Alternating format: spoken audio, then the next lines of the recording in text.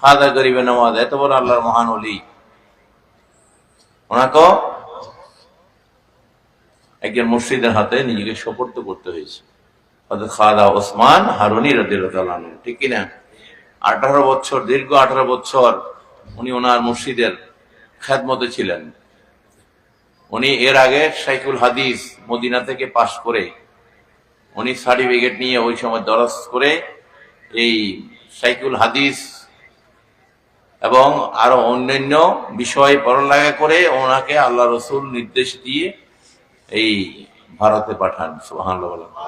যার ওসিলা আজকে আমরা প্রায় 70 কোটি মুসলমান এই ভারত, বাংলাদেশ, পাকিস্তান, ঠিক কিনা? যার আগমনের ওসিলায় এতগুলো মুসলমান এই অঞ্চলে তৈরি হয়েছে। সুবহানাল্লাহ বলেন।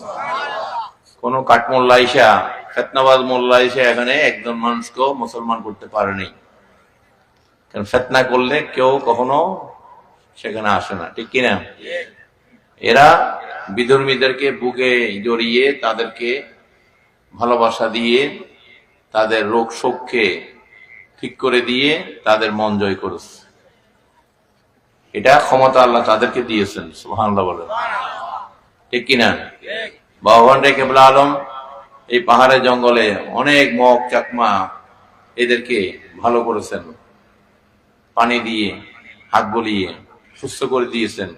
40 বছর 50 বছর অসুস্থ বিছনায় পড়ে আছে এরকম লোককেও পানি খাওয়াইয়ে দাঁড় করাই দিয়েছেন, হাঁটাই দিয়েছেন। সুবহানাল্লাহ।